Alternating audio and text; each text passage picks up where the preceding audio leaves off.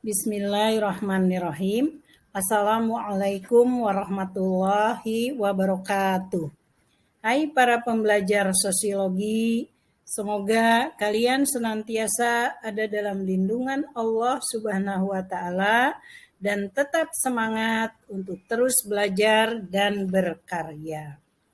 Bertemu kembali dengan saya Siti Atmi SPD dalam video pembelajaran yang masih berkaitan dengan materi sosiologi kelas 11 semester 1. Pada video pembelajaran kali ini, kita masih berada di kompetensi dasar 3.2, yaitu mengenai permasalahan sosial yang ada di masyarakat. Nah, video saya pada kesempatan ini akan melanjutkan pembahasannya dari materi KD 3.2 tersebut, yaitu tentang bentuk-bentuk masalah sosial yang ada di masyarakat.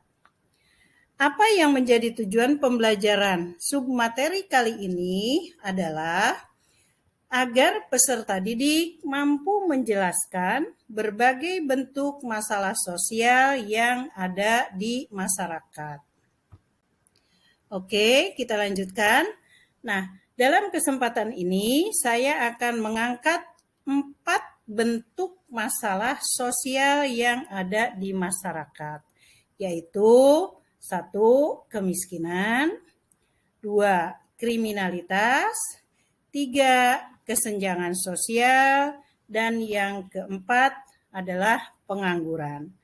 Nah, untuk video kali ini kita akan membahas bentuk yang pertama terlebih dahulu, yaitu kemiskinan.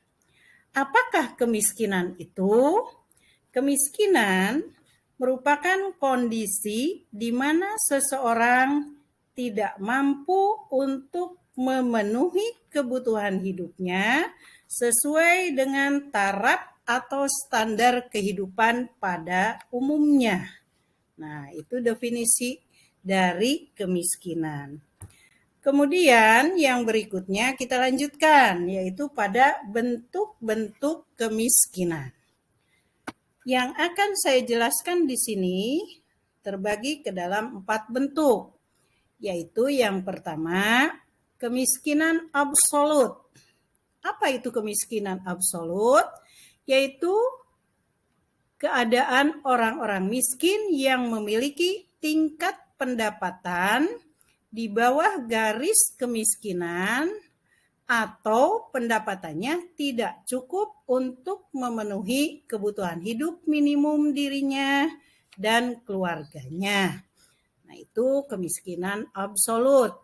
Saya ulangi, yaitu kemiskinan di mana keadaan orang-orang miskin yang memiliki tingkat pendapatan di bawah garis kemungkinan atau pendapatannya tidak cukup untuk memenuhi kebutuhan hidup minimum dirinya ataupun keluarganya.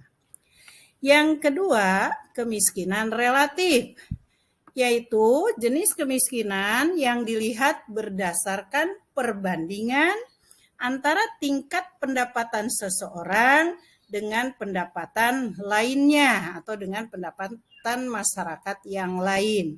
Misal, seorang buruh selalu berangkat ke pabrik menggunakan sepeda, sementara teman-temannya telah mempunyai sepeda motor. Nah, itu kemiskinan relatif. Kemudian yang ketiga, ada yang disebut kemiskinan kultural, yaitu kemiskinan yang disebabkan oleh gaya hidup, ya, kultural, budaya. Jadi kemiskinan ini lebih disebabkan karena gaya hidup, kebiasaan hidup, ataupun unsur budaya. Menurut Baswir, mereka miskin karena malas, boros, dan tidak disiplin. Oke, kita lanjutkan jenis atau bentuk kemiskinan yang keempat, yaitu kemiskinan struktural. Kemiskinan ini disebabkan oleh faktor buatan manusia, seperti kebijakan ekonomi yang tidak adil, distribusi, produksi yang tidak merata, dan maraknya korupsi. Itu adalah bentuk-bentuk kemiskinan. Oke, pembahasan kita lanjutkan pada faktor penyebabnya. Apa saja faktor penyebab kemiskinan?